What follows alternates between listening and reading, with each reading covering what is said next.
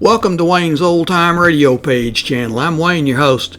These programs are brought to you by support of our listeners. You can give your support at Patreon or PayPal, either one. There's clickable links in the description below. Thanks for your support and enjoy the shows.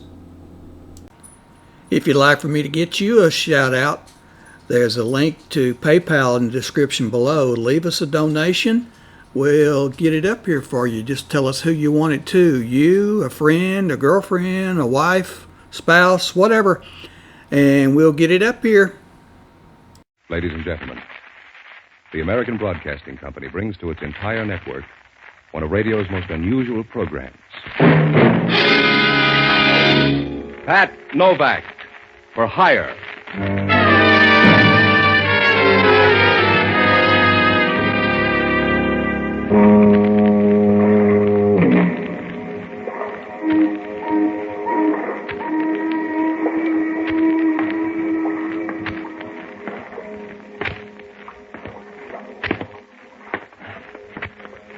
Sure. I'm Pat Novak, for hire.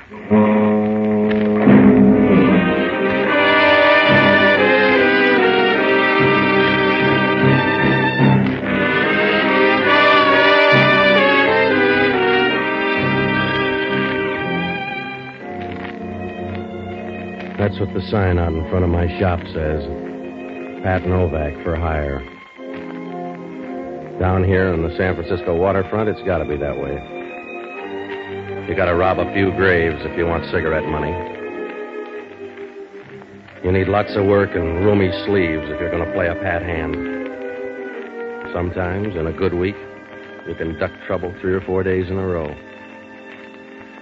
And then it creeps up on you like an old charge account. Well, I should have known that when I went to the bank. I was up to my knees in mud and didn't even know it was rainy season. It was Tuesday, and I went by the bank to drop $100. It was about time, because they were beginning to play handball with my checks. Must have been about 11 o'clock when I got to the window. Hello, Mr. Novak. Isn't it a grand morning? If it's your choice, stay with it. Ah, yes. Deposit $100. Yes. Let me get your card. It's right here, I think. Yes. Here we are. All right, $100. Give me a duplicate, will you? Certainly. My, this isn't as big as the last deposit. Look, Bloomer girl, just mark the slip, huh? Oh, I'm sorry, Mr. Novak. I guess I'm not used to $1,000 deposits. Mm-hmm. What $1,000? Your Friday deposit. I wasn't in here Friday. Oh, you must have been. The card says you put in $1,000 on Friday. Give me that card. What did Santa look like? What? Who put the dough in? What'd the guy look like? Oh, didn't you? No, look, we'll double back and try to hang on this time, will you? I wasn't in here Friday. I don't know anything about an extra grand. Now, what did the guy look like? I wasn't on duty Friday. Yeah. I'm not even sure about the fellow today. What fella? There was a man in here to ask about the account. Did this good fairy have a name? No, just credentials. He was from the FBI. I see. Is there anything wrong, Mr. Novak? No, don't mind that complexion. I forgot my foundation cream.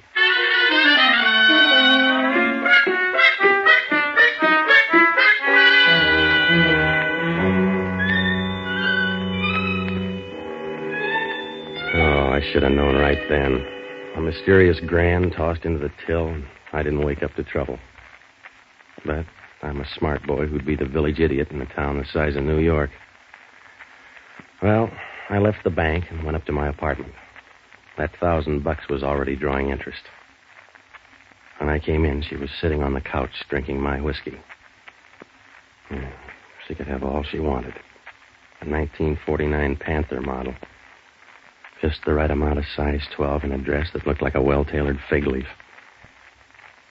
When she was through looking you over, you felt like the Sunday supplement. Hello, Mr. Novak. I like your apartment. That's good. The view is wonderful. So's yours. What's on your mind?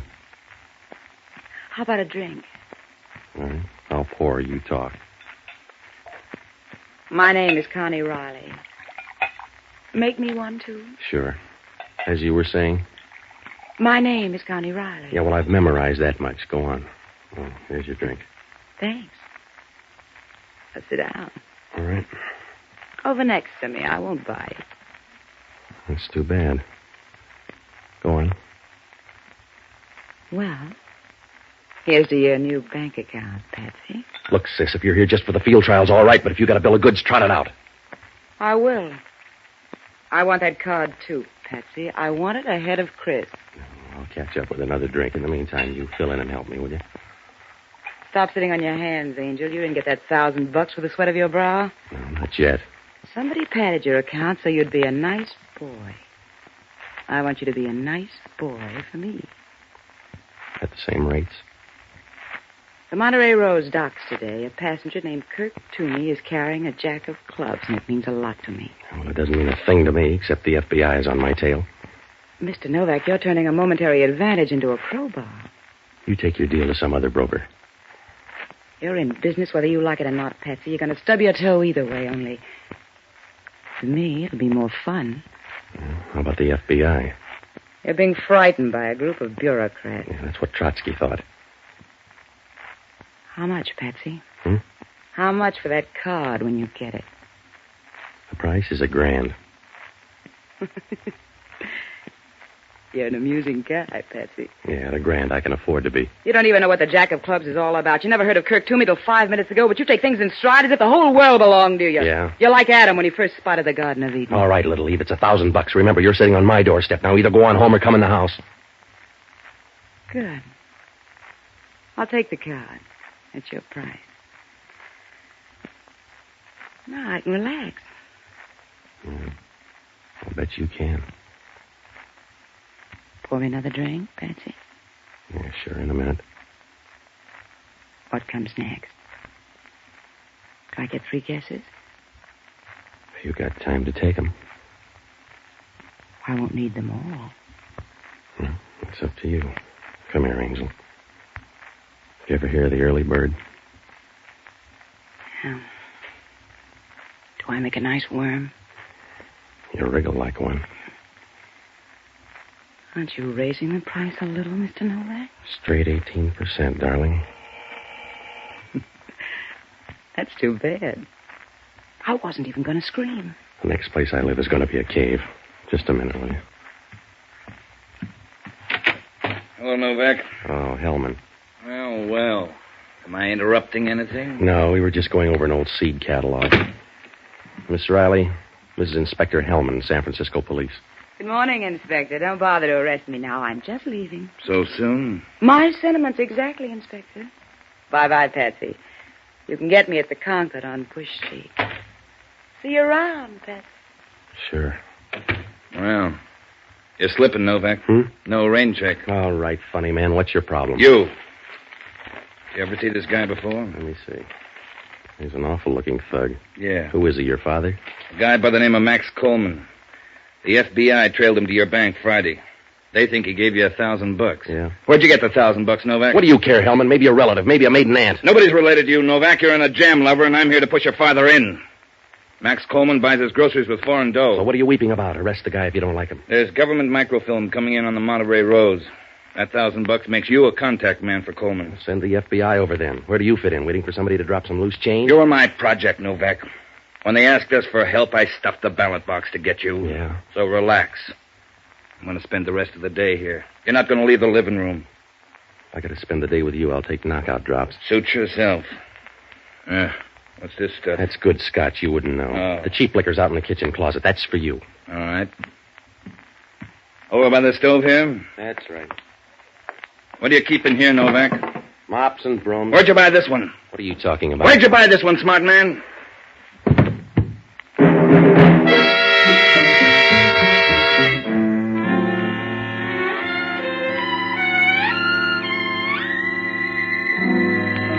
Hellman was right. I could tell right away it wasn't a mop. When Hellman pushed him out, he rolled out onto the linoleum. A dapper little guy, except for a piece of cord around his throat, tied in a funny knot. He was deader than a broken drum. Somebody'd pulled too hard on that piece of cord. The veins were standing out in his forehead, and His face looked like a road map lying there on the floor. He wasn't pretty. Hellman thought so, too. Who is he, Novak? Your father? I've never seen him in my closet before. Who is he, Novak? I don't know, Hellman. Finders keepers. You roll him. Give me a hand.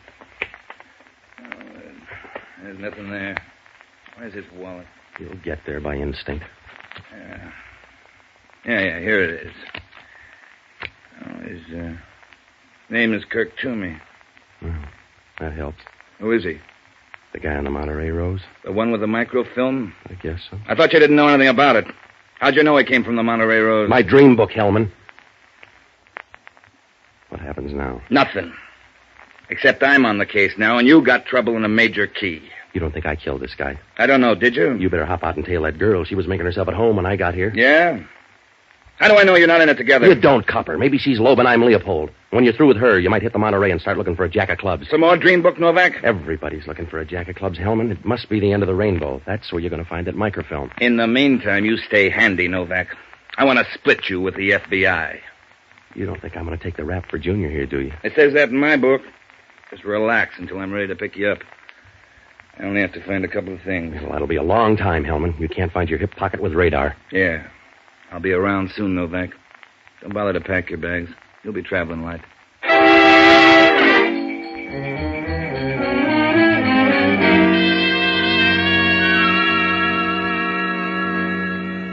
Well, when Hellman left, I knew I was a second division club. That phony plan in the bank, the tie-up with Max Coleman, and that stiff in the kitchen made me look real bad. I had to do something in a hurry because the way things stood, I had about as much chance as a lawn party in a monsoon. There were a lot of bases to tag, so I looked up Jocko Madigan, an ex-doctor who invented the hangover, but a good guy. I finally found him over in North Beach at a little joint called Lupo's. He was eating pizza with one hand and strangling a bottle of wine with the other. Hello, Patsy. Oh, Frank.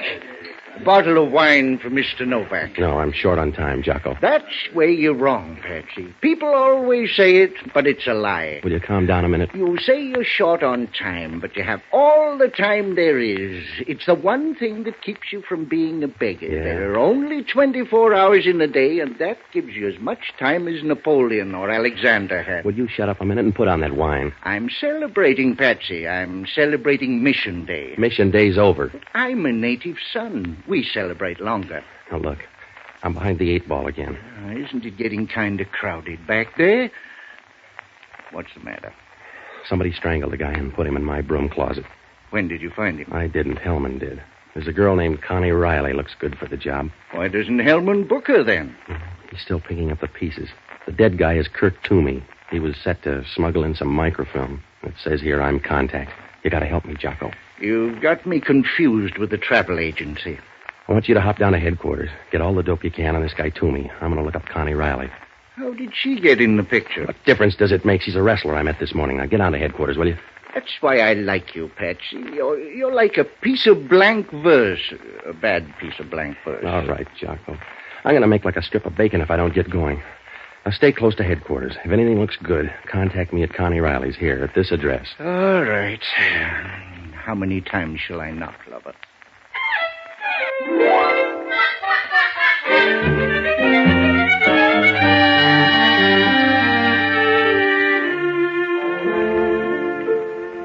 I left Jocko and dropped by the apartment.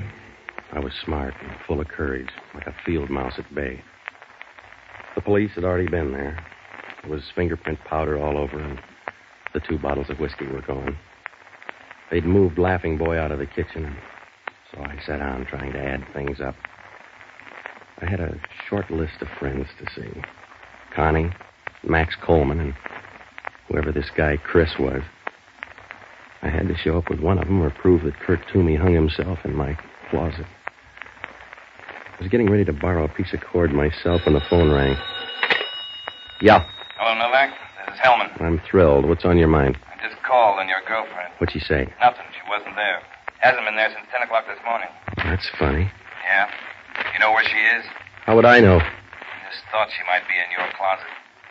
I picked up Toomey's stuff on the Monterrey Rose. Yeah, what'd you find? Well, the usual stuff. A few clothes, some shaving equipment. razor blades, toothpaste, and a pack of playing cards. Pack of cards. Well, you know where to go from there, Hellman. I thought I did. Grab that jack of clubs. Will a 10 of hearts do? Huh? That's right, Novak. A nice fat deck. But the jack of clubs is missing. Oh, you're always too little too late, Hellman. I just thought I'd let you know, friend, in case you start a bridge game with 53 cards in the deck. Good night.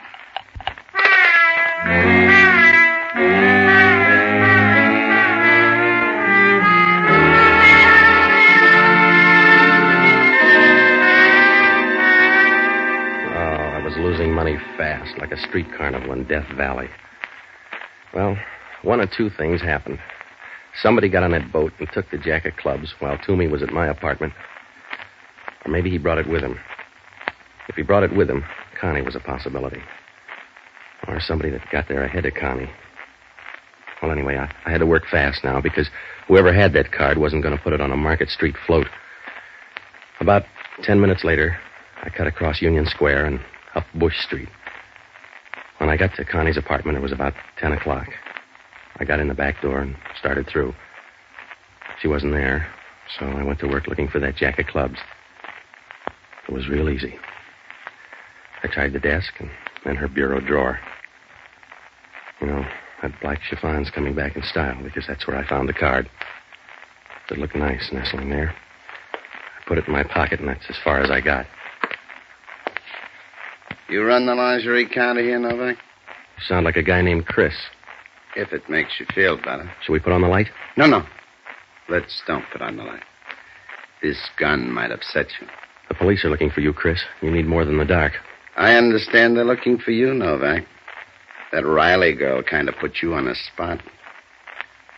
Tell you what I'll do, though. Yeah, you'll give me $1,000 for the jack of clubs. I started to say 500. Around here, that's a whisper. And even grand, mister. You're trying to collect too many places. Want the 500? No, I don't. All right. But I think you're a bum businessman.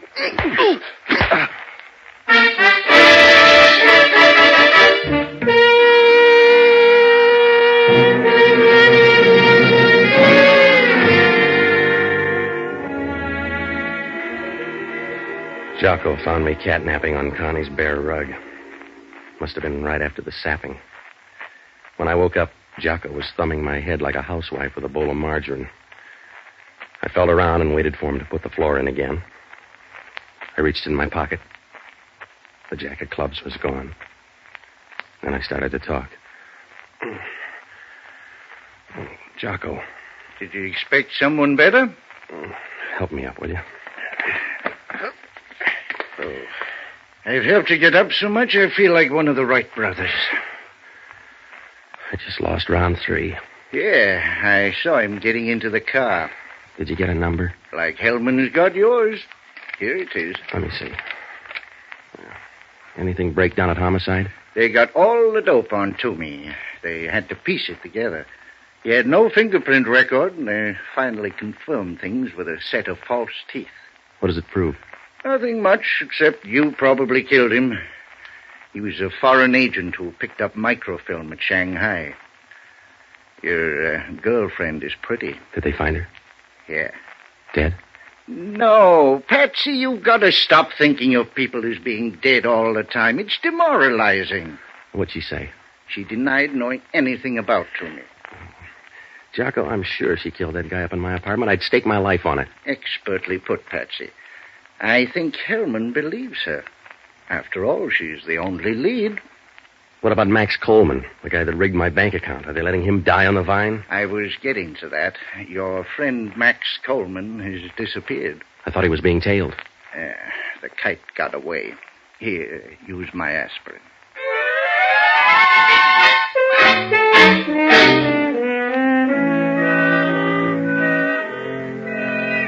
Well, I took a boat out to the Monterrey Rose, but that was a waste of time. Hellman had it covered like a tarpaulin. I still had the license number to Chris's car, but that didn't do any good. Even if I found him, all I could do was point my finger. There were still a lot of things that didn't fall into place. One of them was, how come that jack of clubs was so easy to find in Connie's apartment? She hadn't hid it very well. But, after all, maybe that was a habit with her. Well, Things didn't look any better the next morning. I went into a restaurant next to the press club for some breakfast. The Chronicle was lying on the counter. We were in second place because there was a torso murder all over page 1. That second cup of coffee saved me because right after that, I spotted it on one of the back pages. A picture and a small story about some unidentified guy who'd been killed over in Oakland. I couldn't match the picture too well with Hellman's snapshot of Max Coleman, but it looked like my best break so far. I got over to Oakland, and I went straight to the morgue. The guy in the morgue was chatty. Which fellow you want to see? The unidentified guy, he must have come in last night. Sure. Down this way. Okay. How do you like our morgue? One of my favorites. It's bigger in San Francisco. Yeah, I figured that. Sure. Most people don't know that, but it's true. Bigger in San Francisco. And here we are, right here. Help me slide it out. Sure. Roller bearings makes it a lot easier. Yeah. Here, let me get that sheet. All right.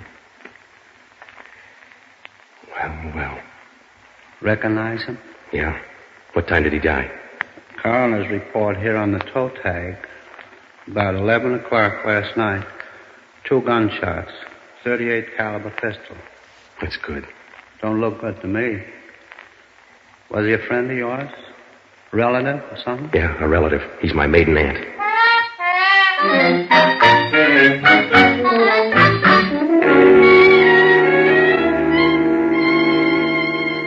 It was Max Coleman, all right. But that was only half the problem. I had some of the answers, but not enough. It's like trying to weave a rug with a spinning wheel and a bucket of sand. Well, anyway, I got to a payphone and I called Jocko. I told him to run down that license number, and then I headed back across the bridge. When I found Jocko, he said the car was registered in the name of Christopher Downs, who lived up on Taylor Street. Well, that was enough of a lead, so I telephoned Hellman. Took about a half a minute to draw a map. Hello? Hellman talking. This is Novak. You still got Connie Riley down there? No. I saved matchboxes. Why? When did she leave? Last night about 9:30. Oh, that was smart, Hellman. Why? You better put a guard on her front door and get up to 720 Taylor Street, the apartment of Christopher Downs. Who's he? A late entry. Now climb out of that coma and get going. I'll meet you up there in 10 minutes. 720 Taylor Street? Yeah, it's up on the hill. That's good, Novak. I can roll you all the way down.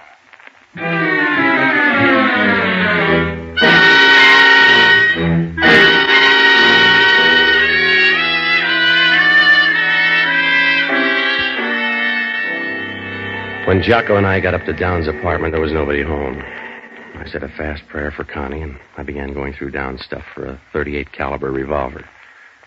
Jocko was looking, too, over in the liquor cabinet. That's as far as we got. Scavenger hunt, Mr. Novak? Hello, Chris. You haven't seen a .38 around? Just one. That's in my pocket. The same one that killed Max Coleman? You're going to run out of breath, Novak. Slow down. I'm in second already, mister. I can't stop. Then you won't mind a short ride. Out the door and down the back stairs. Should we bring the lap robe? There's nothing to worry about. It's a short trip. You won't even have to wire the folks.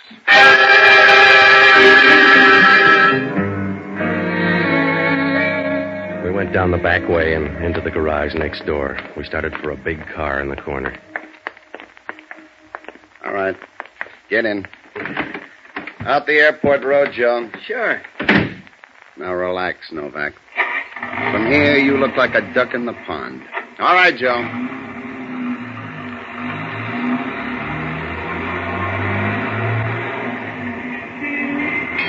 Watch out, Joe. Joe! Watch out, there's another car coming in. You're right, Chris. It was a short ride. You all right, Novak? Stop acting like the mother hen, Hellman. Take this guy's gun. All right, mister. Get out. Who is he? Christopher Downs. He killed Max Coleman last night. Does he convince you, mister? Not entirely. Well, that .38 will. The Oakland police have 2 slugs that fit that gun. You need more? No, I'm afraid you've got all the trumps, Novak. All right, let's go, you. Let's see you earn it, copper. Stop him, Novak! He ain't going far.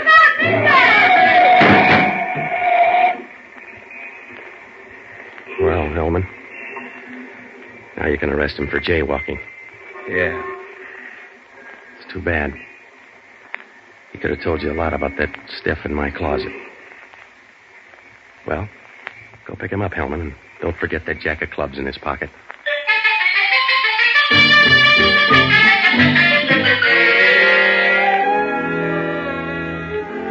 Well, it worked out all right.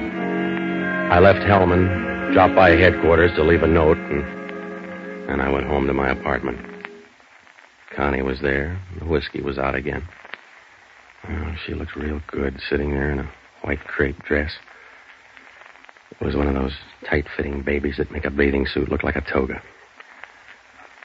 I told her all about Chris and Max Coleman, and we forgot about everything but the Olympics. When she put her arms around you, it was a real squeeze. It felt like an old tube of shaving cream. I was pouring a drink when the doorbell rang.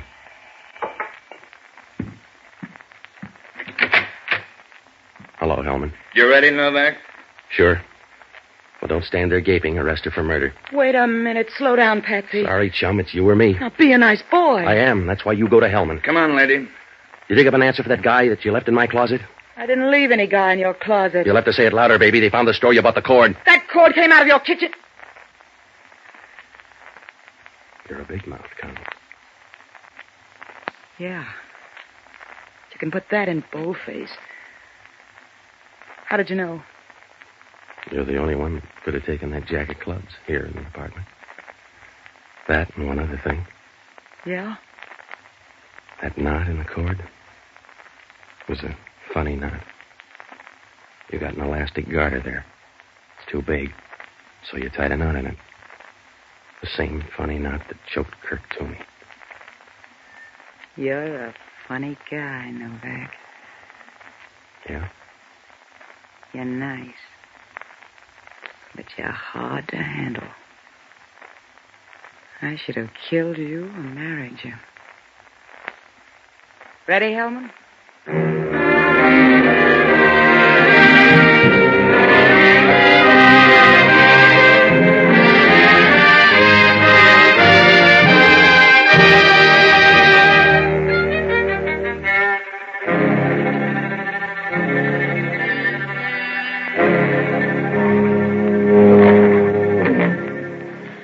Well, that jack of clubs was a phony right from the start. Somebody told Kirk Toomy to deal with me. When he came to my apartment, Connie was waiting. She got jumpy and killed him. I got there too soon, so she had to stall me off. When she got home, she found out that the jack of clubs was a phony. She left it in plain sight, and Chris gobbled up the bait. When he discovered there was no microfilm, he went gunning for Max Coleman. Max was an innocent thief lying low, waiting to buy it from me. So, all three of them were after a phony card. I began to suspect it was phony because everybody hung around. If it was the McCoy, Connie would have cleared out. Same for Chris. The microfilm? Well, it was in Hellman's desk, but he didn't know it. Jocko finally tumbled. The report said that Kirk Toomy had false teeth. And when Hellman picked up his stuff on the ship, it was a tube of toothpaste. You don't clean false teeth with toothpaste. Word must have gotten around that the microfilm was inside that jack of clubs, so Kirk crossed them up and put it in the tube of toothpaste. Well, that's all except they canceled my $1,000 deposit. Hellman said it was lucky I noticed her garter. Lucky? Well, she had to straighten her seams, didn't she?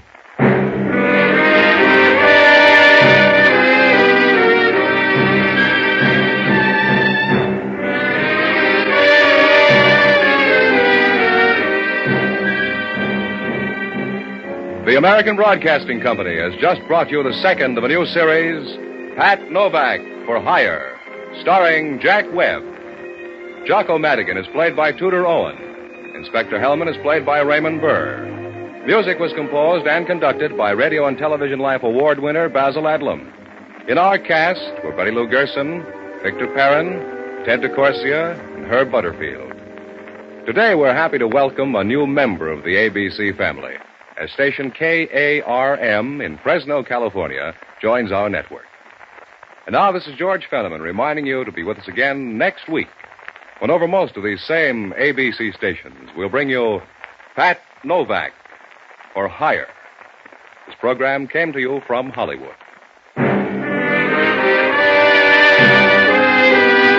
This is ABC, the American Broadcasting Company. These programs are brought to you by support of our listeners. You can give your support at Patreon or PayPal, either one. There's clickable links in the description below. Thanks for your support and enjoy the shows.